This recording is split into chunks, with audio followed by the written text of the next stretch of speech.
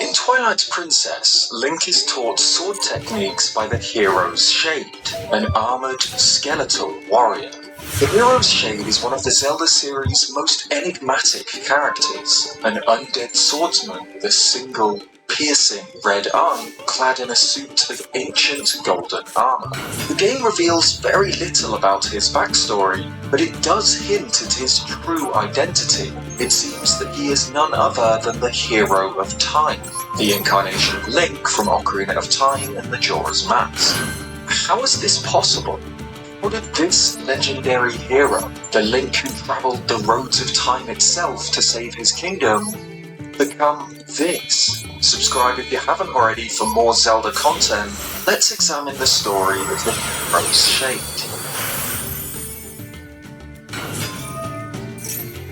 After Link has made his way through the dusky Faron Woods, but before he enters its heart, the Forest Temple, he meets a shimmering, golden wolf. When approached, the wolf lunges at the hero. Gilded jaws snap shut on Link's head, and the forest around them fades into mist.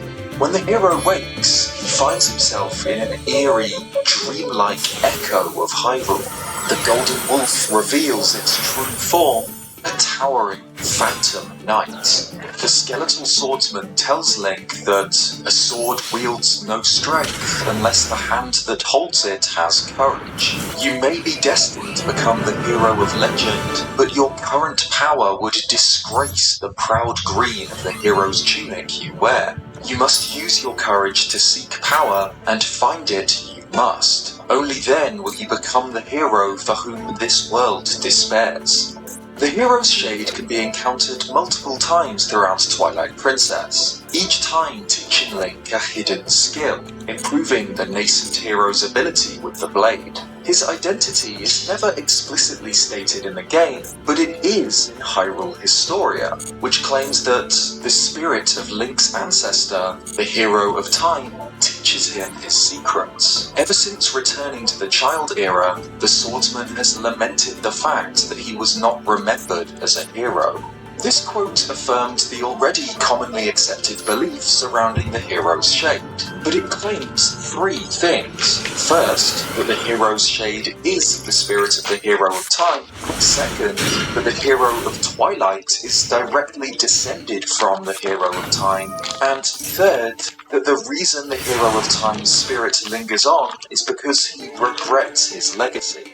But just how much does the game itself support these claims? What evidence is there for the hero's shade's identity and motivations? There are numerous obvious parallels between Link and the hero's shade. Both are skilled, left-handed swordsmen, and both also take on the form of a wolf.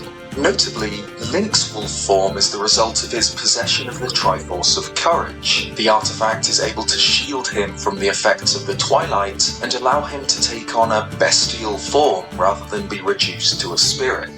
Midna claims that her people, the Twilight, long knew that a hero would appear in the form of a divine beast. The hero's shade's wolf form is different, however. His wolf is gold, and doesn't seem to be a response to the effects of Twilight like Link's. Instead, something like a reflection of his true spirit. As another incarnation of the hero, he too can take on the form of a divine beast. This is supported by his dialogue too, where he refers to his techniques as only for the one who carries the blood of the hero, the one whose spirit is that of the sublime beast. With Link in mind, certain elements of his armour do stand out. The red pattern on his loincloth is vaguely reminiscent of the red Loftwing design on the Hylian shield, and the face on the shade's chestplate could further echo this, especially with what appears to be a beak. However, the chestplate also seems to feature ears, so perhaps this, coupled with the golden colour of his armour, calls back to his alternate form as the Golden Wolf. Interestingly, the hero's shade is missing an eye. Only his red left eye peers out from beneath his helmet. This isn't just because he's a broken old skeleton. This missing eye is apparent in his wolf form too. This could be an old battle wound from an unseen adventure, but in particular could reference Date Masamune, a legendary samurai known as the One-Eyed Dragon. Concept artwork for the hero's shade shows that the developers originally considered a design much more closely based on a samurai, fitting for an ancient, legendary warrior. Hyrule Encyclopedia lists the hero's shade as a Stalfos, one of a class of undead warriors, often appearing as enemies in Zelda games. According to Fado, a Kakiri, anyone who enters Hyrule's forest becomes lost, and everyone who is lost becomes a Stalfos. However, except for a passing similarity between the hero's shade and a Stalfos, there isn't a whole lot to this theory. For one, the shade, while appearing skeletal, isn't actually a skeleton.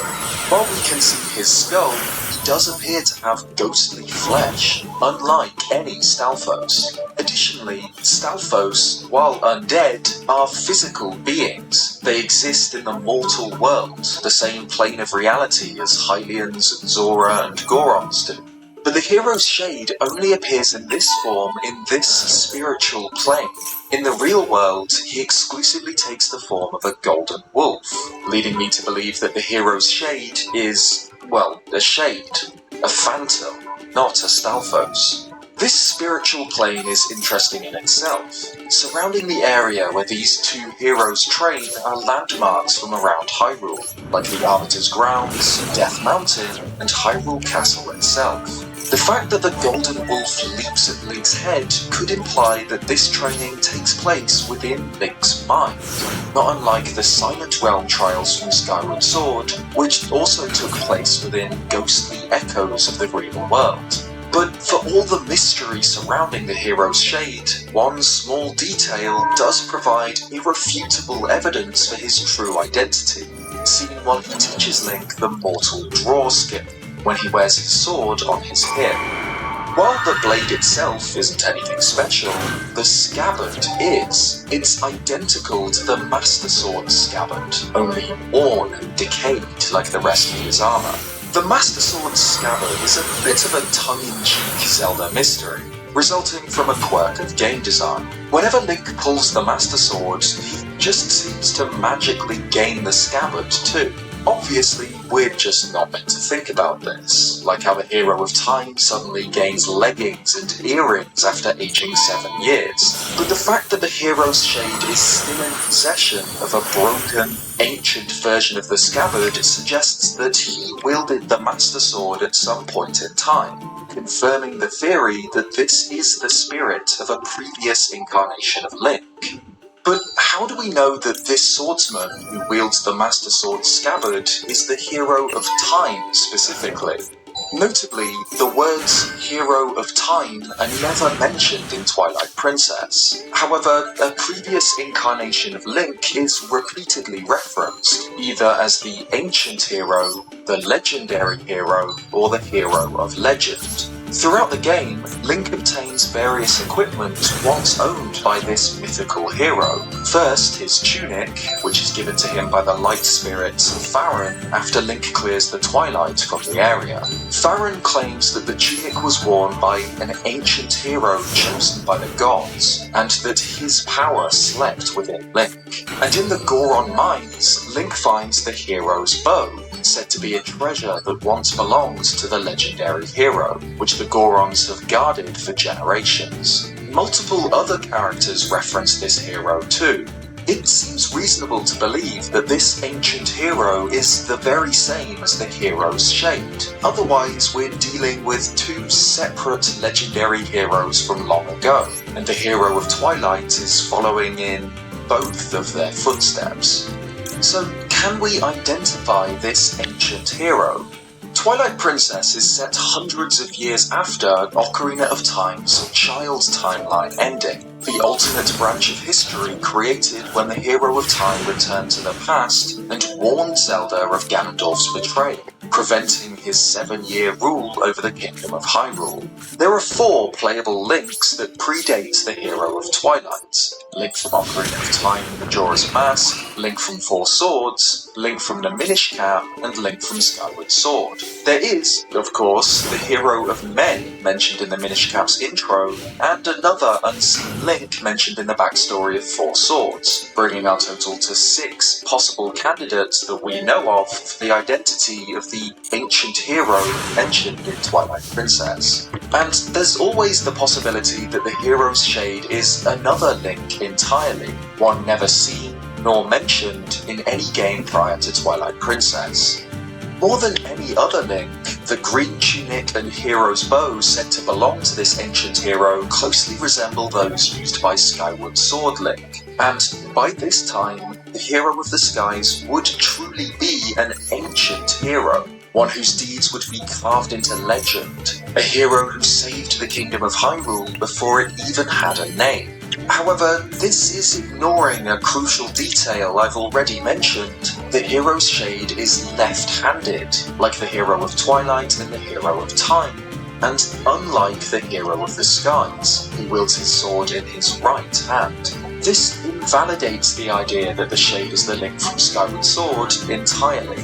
The answer to the hero's shade's identity might not come from the shade himself, but his golden wolf form. Whenever Link encounters a Howling Stone, he howls songs together with this spectral wolf, and most, albeit not all of these, are songs connected to the hero of Time's quests, such as the Prelude of Light,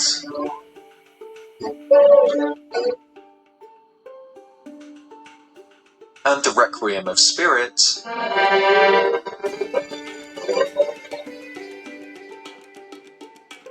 from Ocarina of Time, and the Song of Healing,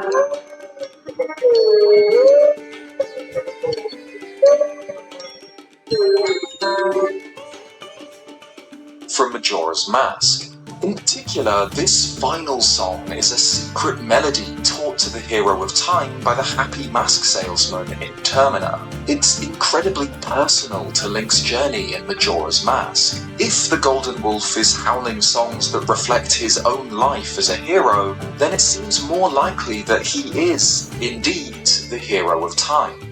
From a narrative standpoint, this makes the most sense. Twilight Princess acts as a direct sequel to Ocarina of Time. Together with The Wind Waker, Twilight Princess shows one of two different futures for the Kingdom of Hyrule following the Hero of Time's adventure. It makes the most sense for this hero to be the one referenced here, but the game never makes this explicit, and this claim could be argued against.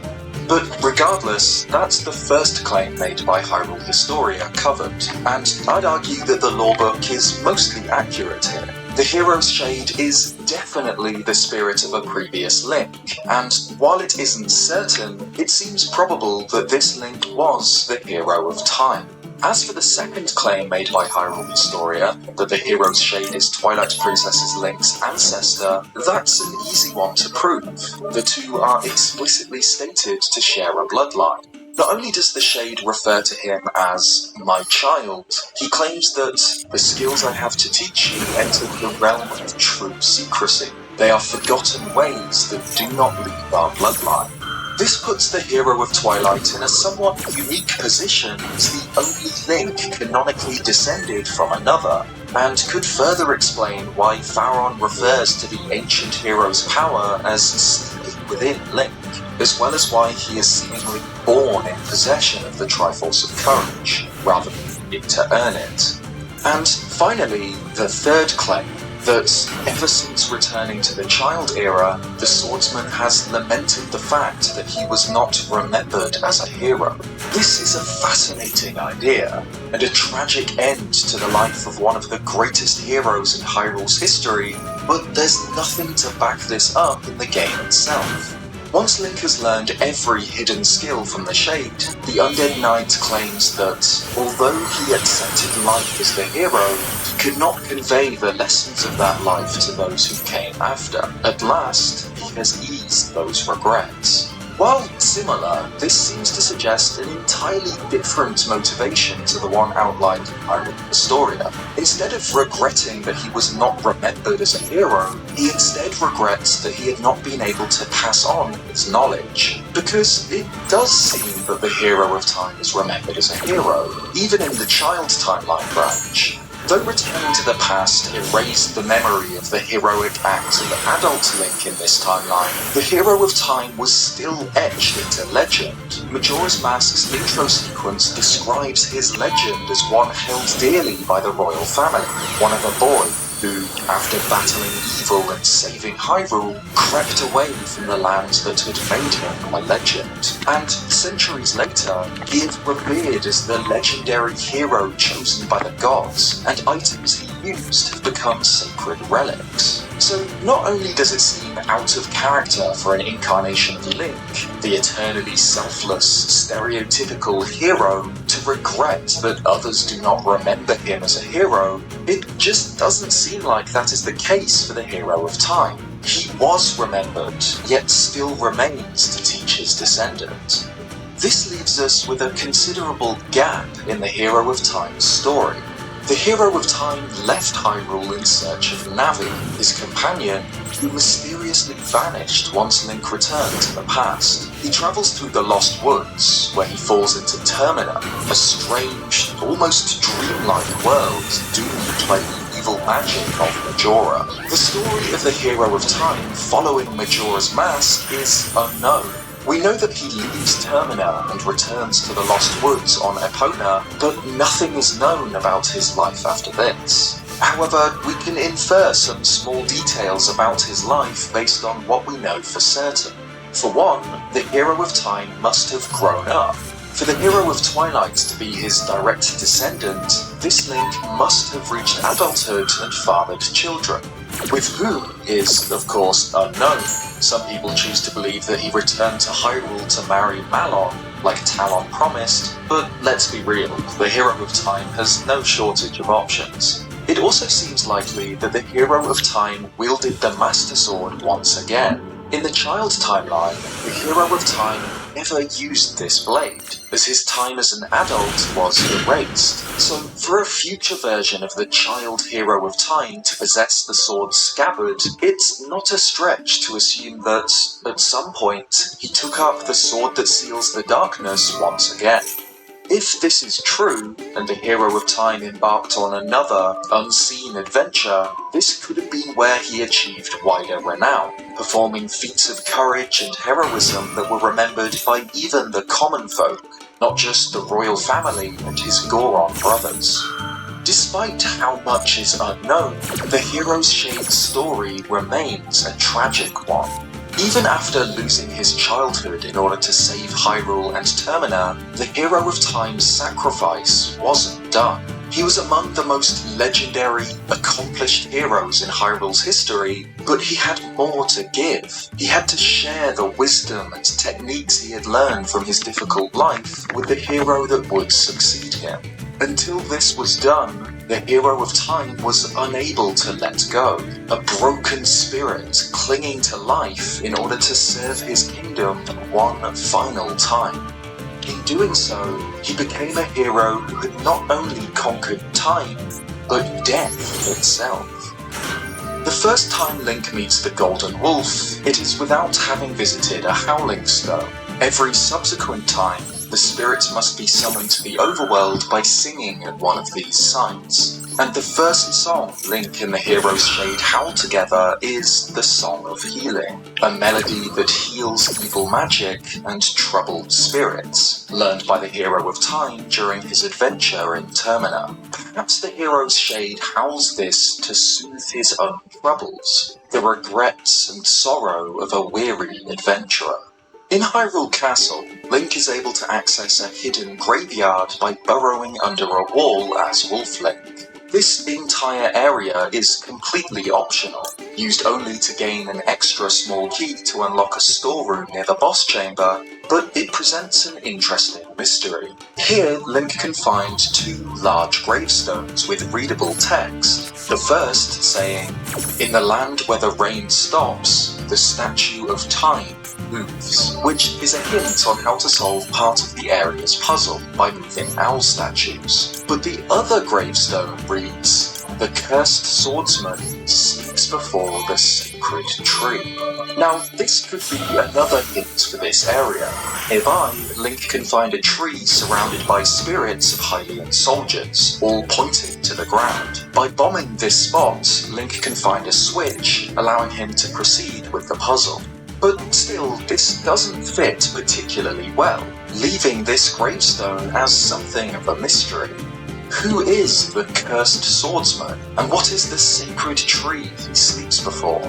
It's possible that the cursed swordsman referenced here is the Hero's Shade. We know that the Hero of Time was honoured by the royal family, so him having a gravestone in Hyrule Castle would make sense. But what about the sacred tree? Every time Link meets the Golden Wolf, it's after he's been summoned at a Howling Stone. Every time except the first, that is. The Hero's Shade first appears to Link without being called in Faron Woods, just outside of the Forest Temple, a sacred tree. Could this be what the gravestone is referring to? The Hero's Shade, a cursed swordsman, sleeps before the Forest Temple, a sacred tree. It's entirely possible, and if so, it adds a new level of depth to the Hero's Shade. It's left ambiguous what the Forest Temple actually is, but there are hints. The Kokiri crest can be seen, the symbol of the children of the forest. The Hero of Time's journey, of course, began in Kokiri Forest, guided by the Great Deku Tree. And here, centuries later, we find his spirit, waiting outside of the husk of a great tree, deep in the heart of the Faron Woods. It's very possible that, in the end, the boy from the forest returned home.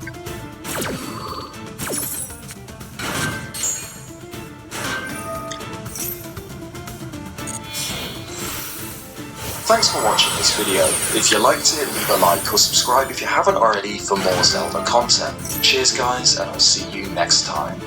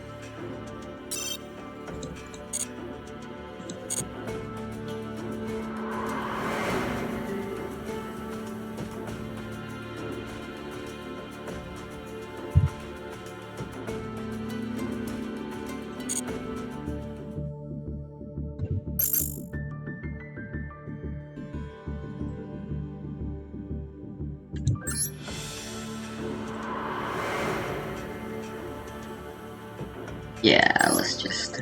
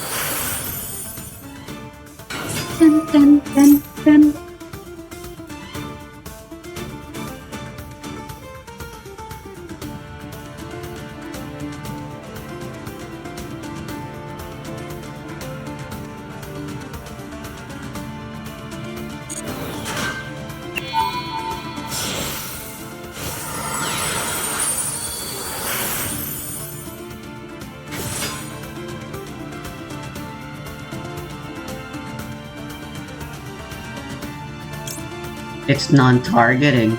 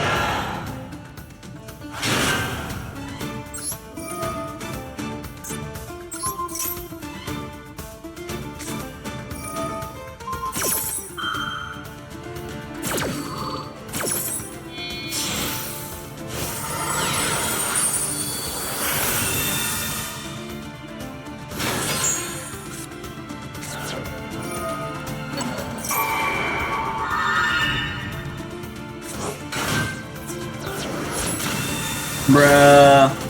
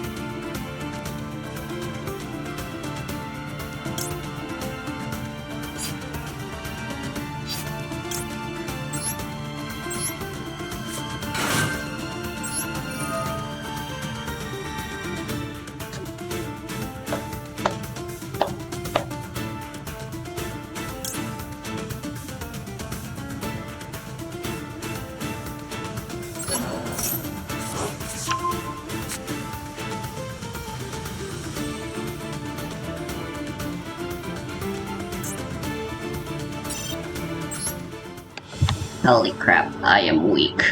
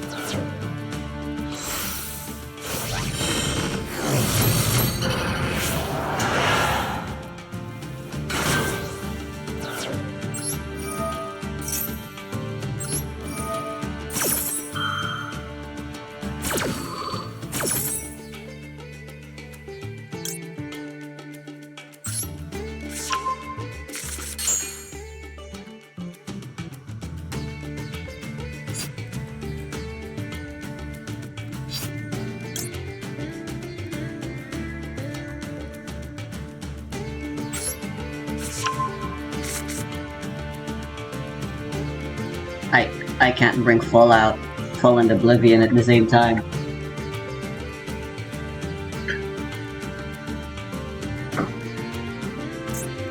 Oops.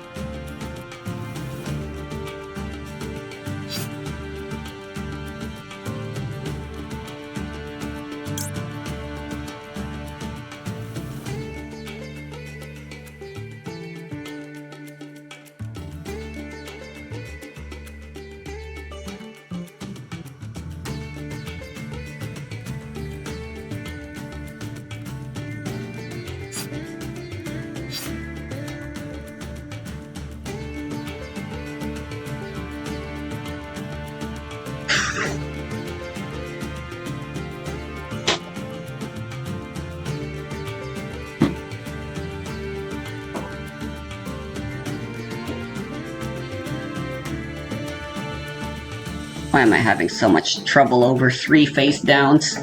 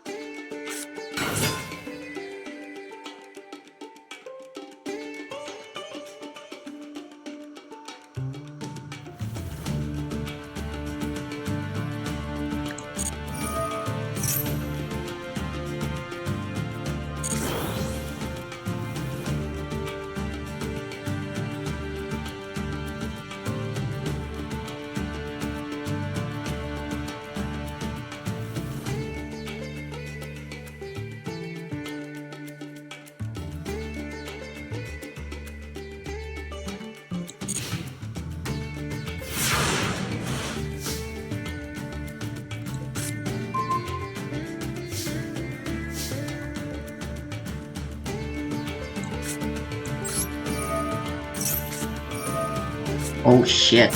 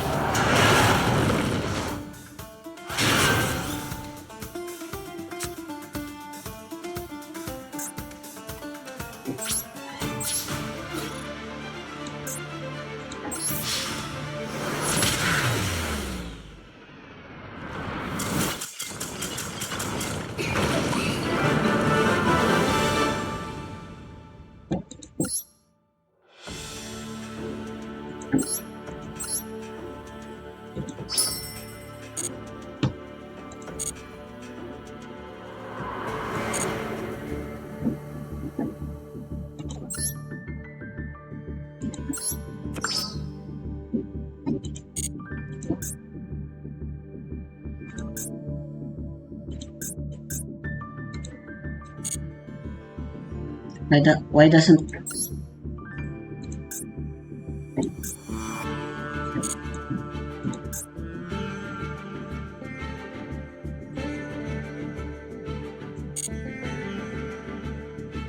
I guess they're not... I guess they don't count if you're doing solo.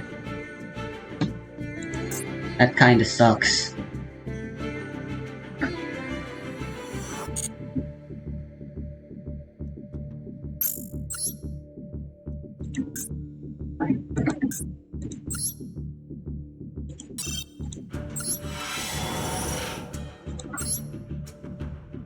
Yakugire, nice.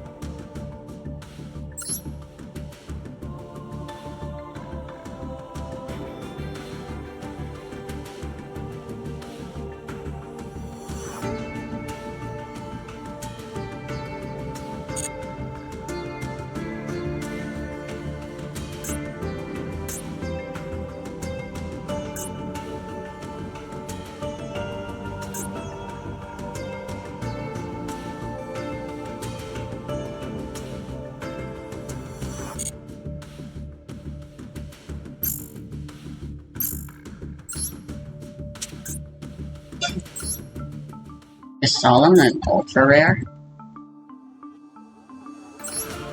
It is.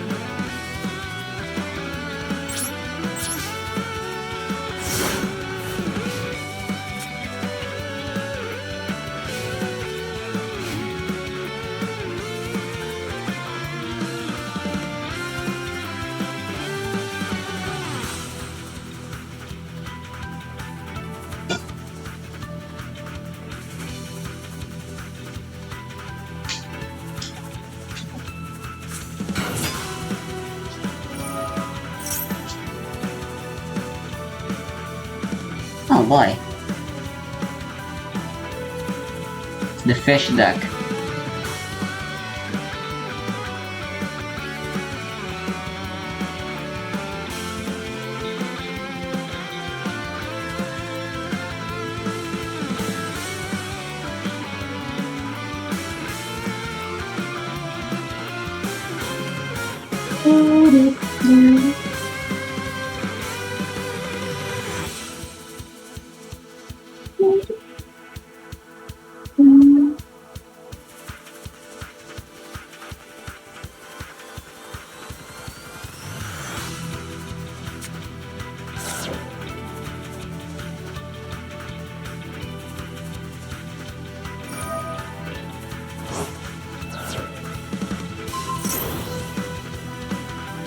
Flaming Eternity was released in March 2005. The set was a boon for Beast Monster support, but also introduced more fusion monsters into the game, as well as new fusion support in the form of the Hex Seal fusion monsters. Notable cards in this set include Sacred Phoenix of Nephthys, Rescue Cat, Lightning Vortex, Swords of Concealing Light, and a card that would redefine the concept of removal, Phoenix Wing Wind Blast. In this series, both Nim and myself will be opening 24 booster packs or one box of a core Yu-Gi-Oh! Booster set. We will build the deck and play a best 2 out of 3, and the winner will receive a small prize to upgrade their deck. However, in each episode, we will open another box of the next set that was released.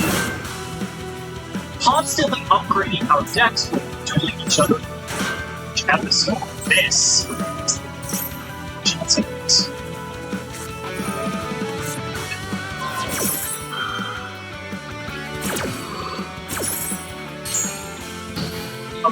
Let me tell you, it feels good. It feels incredible. Sit in circles, especially for fast bombs.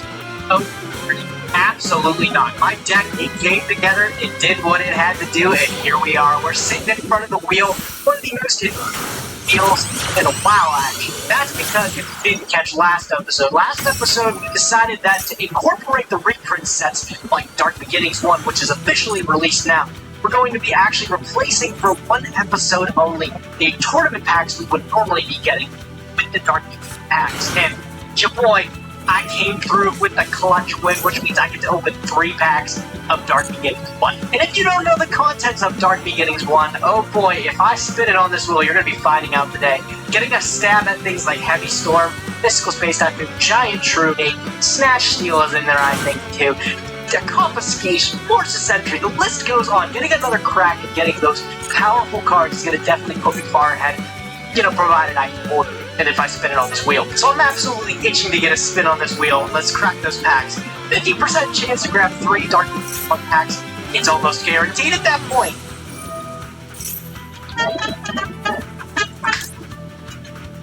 Oh baby. Alright, so that means we're starting off this opening strong with 3 packs of Dark Beginnings 1. Honestly, probably better than the entire Flaming Eternity pack opening we're looking forward to in a sec here. But Dark Beginnings 1, we got 3 packs of these things here. Let's hope we can come out on top.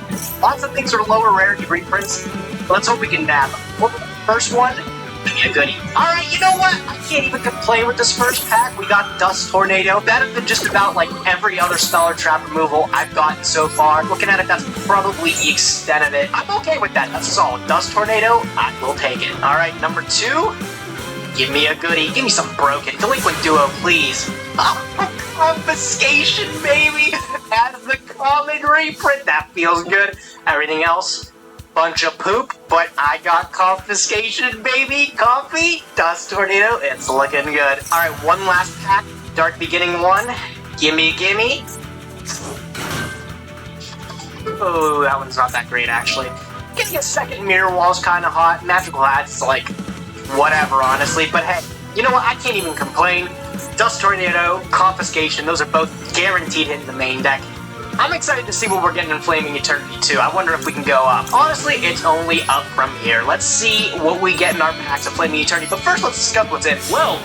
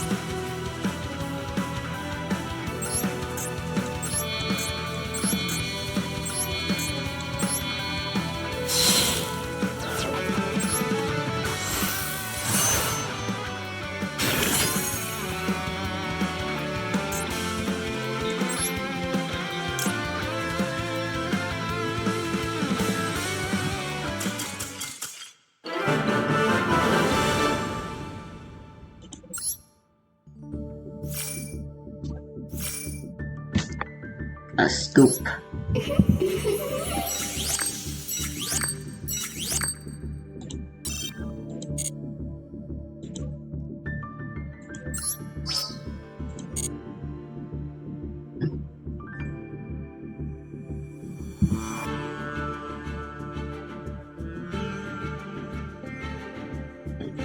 Only up from here. Let's see what we get in our packs of Flaming Eternity, but first let's discuss what's in it. Well, definitely a change of pace to be on this side of things, but Flaming Eternity was released in March 2005. Again, not the most impactful set, but there are some very important cards that are most likely going to make their way into our decks. Sacred Phoenix of Nephthys is a really, really cool card. Effectively, it was Heavy Storm, but you had to jump through some pretty significant hoops to get there. They had to be destroyed specifically by a card effect, and then it would special summon itself during your next standby phase. So it's neat, but again, it's a little bit difficult considering it's a true tribute monster. There were some ways you could like cheat it out to bypass it a little bit, but a really iconic card, but not necessarily the best. Then we have Silent Swordsman level 5, one of my favorite cards of all time, purely because of the artwork, but it's also unaffected by all of your opponent's spells effects, so that's kind of cool. Again, it's a level 5 2300, so it wasn't necessarily the best, but the fact that it was immune to spells made it a little bit difficult to deal with. In terms of Monarch support, we have Grandmark the Rock Monarch. This is like the first Monarch that's like genuinely terrible, so if it's tribute summoned, you can target a set card on the field and destroy it. So technically it's actually good for us because we don't have that much spell and trap removal. Mobius is just way better, but the problem is it has to specifically target a set card and then it has to destroy that target, so if the card were to get flipped face up, it's not going to destroy it, which is one of the reasons why Grandmark really never saw too much play, just because it kind of sucked. Hydron the Mage is a bit of an interesting card. Once per turn, you can discard a spell card, then target a spell or trap your opponent controls, destroy that target. It's also on an 1800 body, so again, we need to be playing a reasonable amount of spells for this to be good, but it's a very adequate piece of spell and trap removal that we could technically build around if we're very concerned about one another's back row. Man, and then just Gearfried the Swordmaster. This has to be one of the coolest artworks ever in Yu-Gi-Oh!, especially if you have an ultimate rare version of this card. Oh my god, this card is sick. Armed Samurai Benkei was actually the centerpiece of the Benkei OTK, which basically you just equip a ton of cards onto this and just hit your opponent because it gets an additional attack every single time it has an equip card on it, so you can just juice it up and then just swing in for a ton of damage. Rescue Cat is in this set, and remember, we're playing with pre-errata card text, so this is a pretty frightening card, but I'm not sure how good it really is because since we're just playing with our limited card pools, but still a just absolute beast nonetheless. Now this is terrifying. Lightning Vortex debuted in Flaming Eternity. It's kind of like a nerfed version of Regeki. You discard a card and it only destroys all face-up monsters on your opponent's field, but Gage doesn't really have access to board wipes, and this being a super rare, I'm actually genuinely terrified that I might have to start playing around board wipes. And then this might be the most important card in Flaming Eternity as a whole, Phoenix Wing Wind Blast. So at the cost of discarding a card, you can target any card your opponent controls and place that target on the top of the deck. So this is basically like back to square one from Rise of Destiny, except it's in a trap card form, which means it's actually interactive with the opponent and can help disrupt their plays. Also, stacking their deck means they're going to be drawing that same card, so it really can set them back in terms of tempo. Getting multiple of these might be the difference maker in this episode, so we're just going to have to see what happens. But that's really going to do it for the highlights. Let's go ahead and crack open some Flaming Eternity. Let's get cracking, baby. Can we get something good? Boom. Honestly, Threat to Grower as a common is pretty sick too. I don't expect to be playing it, but it is neat nonetheless. Oh, there's our first Phoenix Wing Wind Blast. Very happy to see that card. Hopefully we can pull two more. Even if we decide not to play right now, which that's a far stretch. I actually think I'm going to be throwing this in the main deck. It's just nice to have them to use later when we want to. There's a Rescue Cat, number 1. Can we get 2 more, please? It's only a common. It can't be that hard to grab, right? Rescue Cat, number 2, coming in, back-to-back packs. Already looking good. I'm almost guaranteed to pull the 3 at that point. Alright, so first pack, we already got a Kiron the Mage. I'm pretty happy to see that. Again, I'm not sure if it's going to make the main deck, but just having that form of spell and trap removal in Kiron, plus it's an 1800 body, I really can't complain. So there's a Rescue Cat. Rescue Cat is common, so we're going to probably have a playset of these. Again, I'm not sure if this is going to be good or not. It might be good a little bit later when we get to Synchro Monsters, but it's nice to have those picked up. Ooh, this is a good pack. So not only did we get Swords of Concealing Light, but we also got Deck Devastation Devastation Virus. This card, although it has a little bit of a steep activation requirement, we do play a lot of monsters with significantly low attack, so Deck Devastation Virus could be a way to kind of just win the game out of nowhere. And we got the Grand Marg, the Rock Monarch. You know, I really wanted Zaborg in Ancient Sanctuary, but unfortunately Gage was able to pull that and I wasn't. I really did not want to see this card because it is not that good, but luckily we have Mobius, so it's not that big a deal. There's the second Phoenix Wing Wind Blast. This pack opening is already looking pretty sick. Quite happy with that one. Oh, Behemoth, the king of all animals. I don't think this card's that incredible, but hey, it's our first super rare at the pack opening. You know, I can't complain. We did get 2 Phoenix Wing Wind Blast and 2 Rescue Cats before pulling this guy. Hey, maybe we can follow it up with some even better stuff moving forward here. Third Rescue Cat has been claimed. That's all I wanted from this pack opening, really, is the cats and the Wing Blast. So, just one more left. Oh, Grandma, the Rock Monarch! Again, just continuing that Monarch streak. It's nice to have this guy. Only pops set cards on the field. Might be a little bit more hesitant to play this guy over, you know, Thessalos, Mobius, and Zaborg, as I think those cards are just better. But hey, it's nice to have it. We got another Monarch. Can't complain. There it is. That's what I wanted to see. Phoenix Wing Wind Blast. I honestly want a playset of this card. I think it is going to be that good for our decks. Like, this card is crazy powerful, and so if we can get a playset, I'll be very happy. Oh, and it just keeps on coming. 2 copies of Phoenix Wing Wind Blast. This is not looking good for Gage. If he doesn't get these, he might be in trouble. And right after that, we got the 3rd Wing Blast back to back. Well, we're already done. We have the playset. Now, that makes me a little bit frightened because if I just pulled my 3 within 4 packs, he might just be able to do the same, so maybe it's just the frequency of these rares is just so much higher because the pack number is so much lower, but we'll have to see. But 3 Phoenix Wing Wind Blast. I am psyched. There he is. He came to me. Silent Swordsman level 5. Are we going to play him? Probably not, but it's one of my favorite cards, so I'm happy we got him.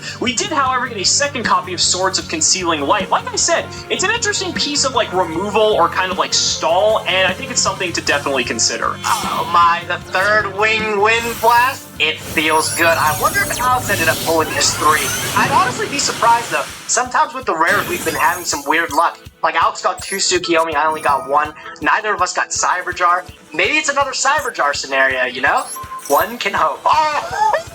Sacred Phoenix Amethys, dude! The cover art card, dude. I might play him just for the one time. Yeah, no, but I really want to win, Wow. you know? Maybe we'll put him in the bank for now, but it's I nice knew that it we was have an it. Infinite Maybe we'll throw Emperor. it in later. That's pretty cool. The 2 of us had Infinite Emperor, Last maybe guy, exact. wait, turn. What am I be good? Doesn't quite look like it. I need to look at that again. Nope. Doesn't quite look like it, but hey, I can't even complain with this packet opening. Compared with Dark Beginnings and the 3 Phoenix Wing Blast, all the Rescue Cats in the world, I consider this a wild success. Let me throw this in the dueling book. We'll pretty up our deck a bit, and then we'll smash Alex the second time in a row. So this is an interesting card, Force Ceasefire. It is a trap card and reads discard a card, and no trap cards can be activated until the end of this turn. So this is a way to technically have like a 1-turn reprieve from trap cards. This could be something Gage might want to play for Chaos Emperor Dragon because he can, it's kind of like Cold Wave in a way, where he can like force Ceasefire, pitch something, and then summon Emperor, and then just immediately clear the board. I'm not sure if he's going to go that route, but it's a pretty terrifying card when you look at it in that context. Oh, hell yes, Lightning Vortex. The thing is, I don't even know if I want to necessarily play this card as crazy as that sounds, because like, I already have Regeki, I already have Dark Hole. Do I really need Vortex as well? I think that's definitely up for debate. And this is going to do it for our last pack of Flaming Eternity. I'm pretty satisfied, so I don't really know how we can make it better.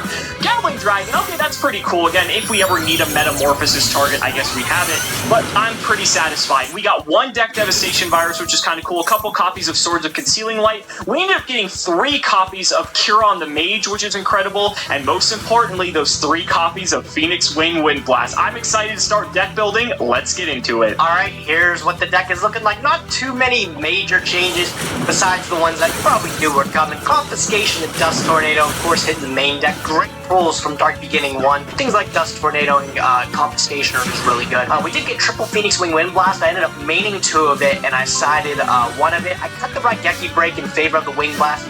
because sometimes just picking a card to stack on top of Alex's deck, if it sets him back a turn, or if it's something that I know is not going to be impactful on the following turn, if it doesn't close out the game or it doesn't benefit him too much, setting him back a turn like that might be able to seal me the win if I can drop Chaos Emperor Dragon. I cut second Retsu Armor down to 1 because Alex still has a lot of spell trap removal. Now that I know he has Mobius, Frost Monarch too, getting things like battle traps to resolve just becomes that much more difficult, and I'd rather have things that are able to be chained, things like Compulse, Dust Tornado.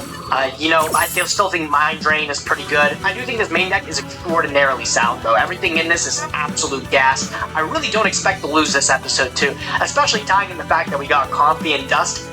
Oh man, it's almost too easy. The only thing I'd really consider for cutting for the future is Metamorphosis, but so far it's come in pretty clutch, and a lot of our monsters like Mobius, Jinzo, Chaos Sorcerer, they're all level 6s, which ties really well with that. We also end up having a level 5 with Reaper the Nightmare, which, Zaborg is a level 5 too. So we just have a whole bunch of decent targets to be able to play. So if it does come to a point where we have Metamorphosis, it's almost always guaranteed to be live, but overall, super satisfied with this list. Let's go get a winning streak going, guys. Alright guys, so this is the deck we are bringing to today's duel. Not really too many changes, but we'll go ahead and cover it. We still have the 3 Chaos Sorcerer, the 1 Dekoichi, which we still haven't gotten to use, but hopefully we do. Exiled Forest, Gravekeeper Guard, 2 Spy, Jinzo. I bumped Merchant down to 2. After Merchant just absolutely castrated me in our last round, I felt like bumping it down to 2 because I do have a 23 count of monsters. Maybe it was just unlucky, but, I just kind of was a little bit hesitant to want to play 3 of it, so I actually swapped it out for another old Vindictive Magician. I think removal is just super, super good, especially when I don't have too many ways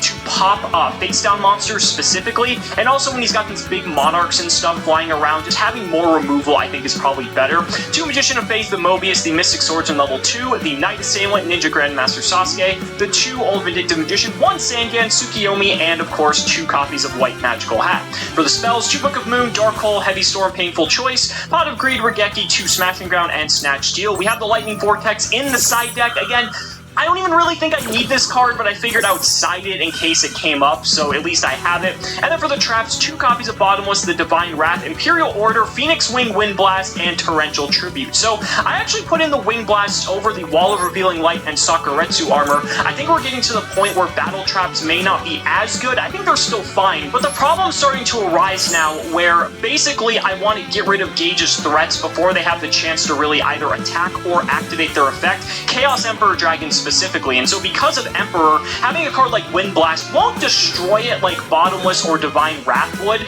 but it would put it back on top of his deck. I know it's coming, and the thing is with Wind Blast specifically, it targets any card, so it's a great way to kind of just take care of any of his other threats if Emperor is not in the picture, so I can take something like any of his set monsters, for instance, and put those back on top of his deck. I can take a back row that he sets and just passes, and put that back on top of his deck, and maybe get in with like White Magical Hat or just something much more aggressive, and again, it resets him a turn because he's not drawing a new card, he's just drawing the same card he would have had the previous turn. So I think this card is going to be very, very important in this match. We're going to have to see, maybe I'm wrong, but I definitely think it's going to be very valuable.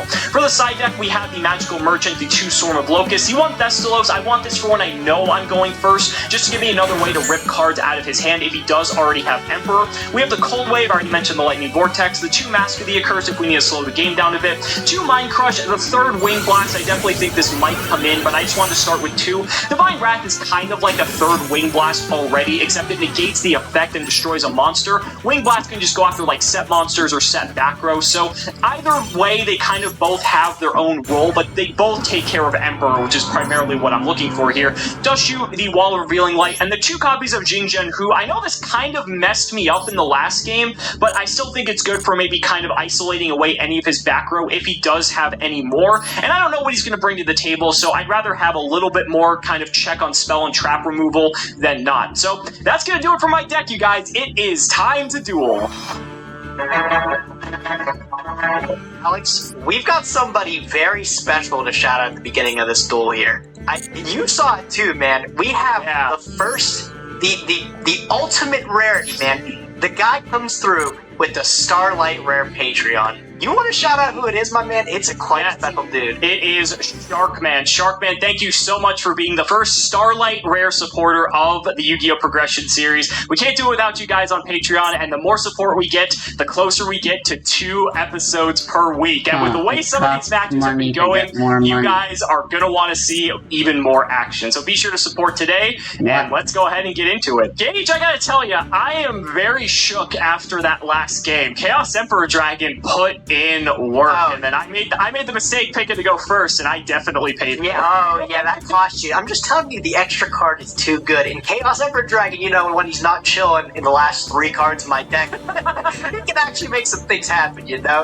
So yeah, and I'm now afraid of those Dark Beginning 1 packs that you have. I mean, you could have gotten. I don't know if you got